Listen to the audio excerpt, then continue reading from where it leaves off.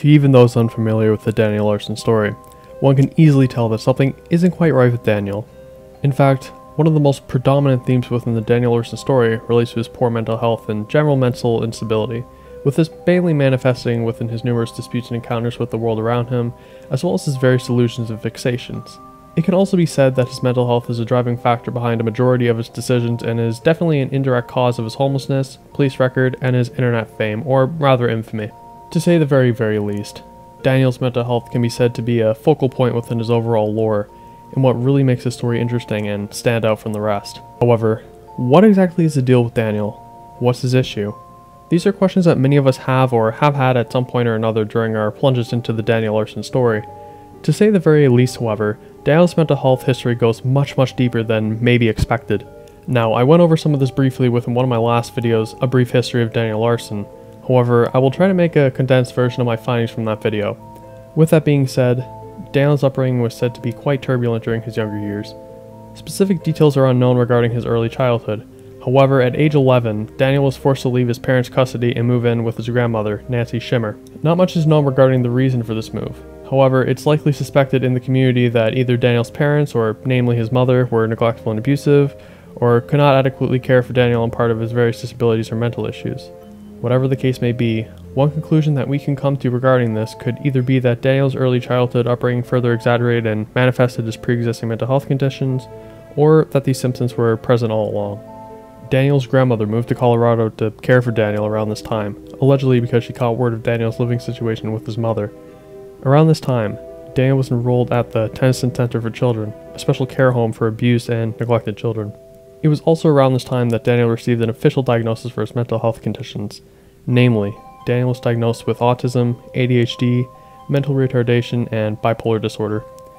Once his grandmother died in 2019, Daniel was put into a state-run group home for the disabled for 2 years, before alternating between living with other individuals and living on the streets. This roughly brings us to today, and as we are about to discuss, this homelessness and lack of adequate mental health resources has only further inflamed Daniel's already poor mental health. These are conditions that Daniel was confirmed to have. However, he is also rumored to have many other mental health conditions, such as schizophrenia for example. According to Daniel's father, Daniel has a quote-unquote laundry list of mental health issues. One can only begin to speculate what that may possibly mean. However, that is to say that Daniel's mental health record may go much deeper than we may initially suspect. With all this being said, let's go ahead and delve into what these conditions are and how they manifest or allegedly manifest within Daniel's life, decision-making, and general mindset. Now, please note, I'm of course just a random guy on the internet, so if you're looking for some in-depth professional analysis, then maybe this is the wrong place for you. Then again, this is the channel where we talk about lolcows after all, so maybe the expectations should already be set there. First off, let's look at the conditions that Daniel is confirmed to have and see how they manifest within his day-to-day life. And once again, shout out to the Daniel Larson wiki for providing much of the information provided within this video. To begin, Daniel has been confirmed to suffer from autism. Autism, or autism spectrum disorder, ASD, is a neurological and developmental disorder that affects how people interact with others, communicate, learn, and behave. Although autism can be diagnosed at any age, it's oftentimes described as a developmental disorder because symptoms generally appear in the first 2 years of life. It's also said that autistic people may find it hard to communicate and interact with other people, find it hard to understand how other people think or feel, find things like bright lights or loud noises overwhelming, stressful, or uncomfortable. Now, Daniel himself has admitted to being autistic during a speech he made at a 2022 abortion protest in Denver. According to Daniel, he stated that, quote, "I have autism, a very minor case of autism. I'm very well spoken, but I never used to be able to come out to the crowds like this," end quote. The severity of his condition is, however, frequently debated due to his antics and habits in day-to-day life. Namely, his autistic tendencies can be said to be a major driving force behind his naivete, lack of social skills, and frequent meltdowns, many of which occur in public settings. Being autistic, Daniel is easy to agitate and often finds himself unable to de-escalate or leave situations that result in him having an autistic meltdown. Meltdowns are said to be a response to overstimulation and other factors in autistic people. During a meltdown, the individual loses some control over their physical and emotional status. This loss of control manifests in many ways, usually verbally, so for example shouting, crying, or screaming. In other times, it can be during sensory overload, where an individual feels pain or must protect themselves, or it could be thanks to unexpected events, as autistic people usually follow a routine, and disrupting them can cause a meltdown. Though this isn't to say autism is entirely the cause of meltdowns, and once again this is mostly speculative. With Daniel, however, it can easily be concluded that this could likely be the cause of such meltdowns. For example, seeing his various reactions to being kicked out of housing, being reprimanded by caretakers or those in public, or being tampered with by those online could very easily verify this theory. It can also be said that Daniel Larson suffers from a benign but still noticeable speech impediment, which remains to be one of the most benign of his many disorders. Daniel's speech impediment seems to fluctuate. One minute he'll be speaking and the next he'll be unable to form a sentence. But despite his very unpredictable speech impediment, his speech impediment patterns are pretty predictable. Now, some of this could also stem from his autism, as some autistic people have a tendency to sometimes go nonverbal.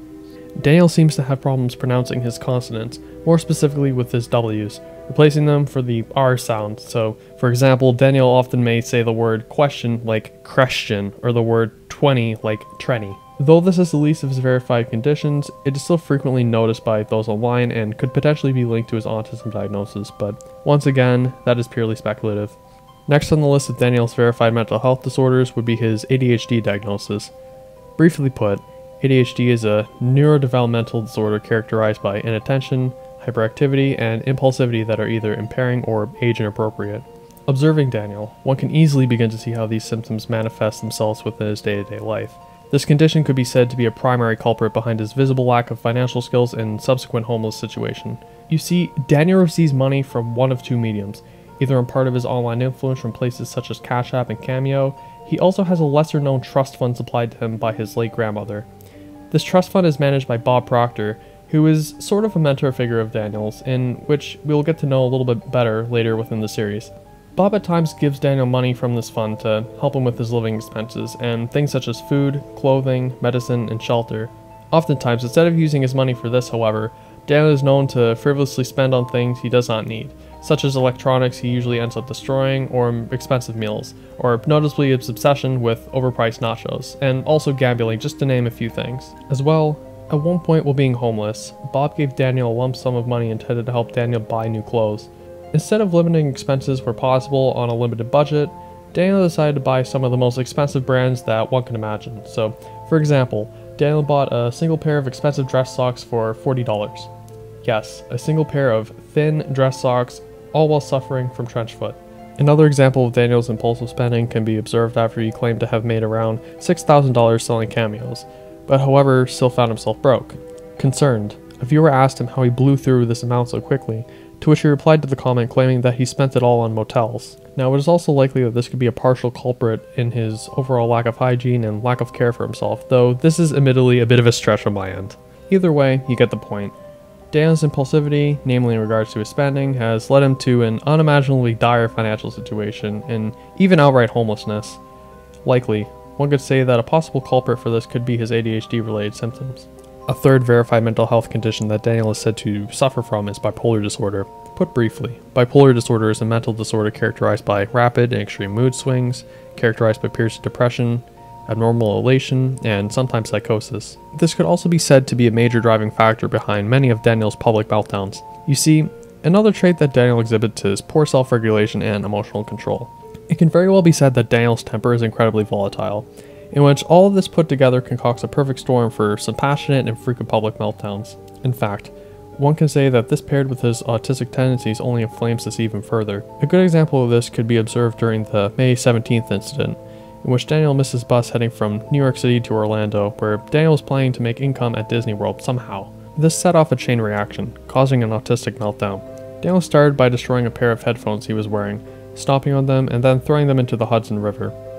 After this, he recorded a flurry of now deleted videos on his old TikTok account, complaining, yelling, and expressing his newfound desires to find a gun. Now, one common symptom of autism is poor processing of emotions, and this may have caused the meltdown, while the bipolar likely only worsened what happened. A similar instance could be observed while Daniel was visiting Las Vegas, in which Daniel was kicked out of a casino for loitering. In a moment of disgruntled rage, Daniel was seen on video claiming that he left some dynamite back at the casino and that he intended to detonate this dynamite. Ultimately though, this of course never happened, and Daniel was subsequently admitted to a mental hospital for a couple of weeks following this incident. This extreme volatility and emotional dysregulation could be said to be a telltale sign of his bipolar symptoms manifesting within his day-to-day life. As we can begin to see, this list is beginning to get quite lengthy. However, that tends to be the case with Anderson. Your expectations will always be exceeded. Oh, and also note, we haven't quite finished yet either. Next up on Daniel's laundry list of mental health issues regards his apparent intellectual disabilities. It can be said that Daniel has a very poor intellect and is unable to properly handle many things necessary to function as an adult. Daniel is, very apparently, not the brightest bulb and has a very low mental age in comparison with his physical age. This is most apparent in his Tennyson Center interview, where, during the interview, Daniel acts like a 7-year-old despite being 14 at the time of recording. His young mental age is likely a factor behind his lack of understanding of money, and why he almost instantly blows all his money he should be spending on proper meals, housing, and medicine, on gambling and luxury goods like electronics, food at expensive restaurants, and on bus rides to nowhere. This could also be related to his ADHD. However, his lack of understanding regarding his own needs is certainly much more indicative of his intellectual disabilities. This can as well be observed within Daniel's idea of making money by buying beer cans, dumping them into the sink, and expecting to make money off of recycling the bottles. A daring business venture if I do say so myself. Need I say more? As well, Daniel has a very poor understanding of sex and consent, probably because of his comprehension skills and mental age.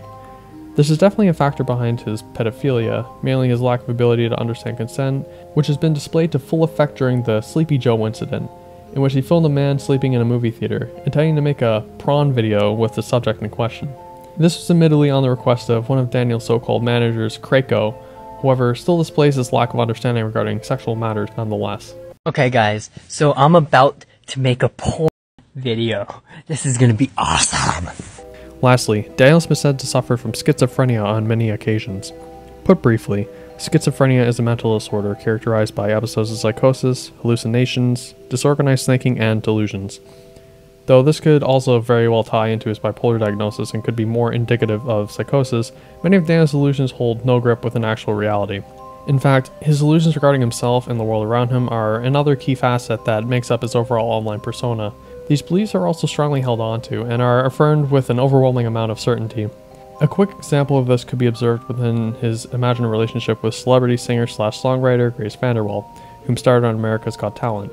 Daniel, having an obsession with her since he was a child, has held the belief that he and Grace have been in a committed relationship for years.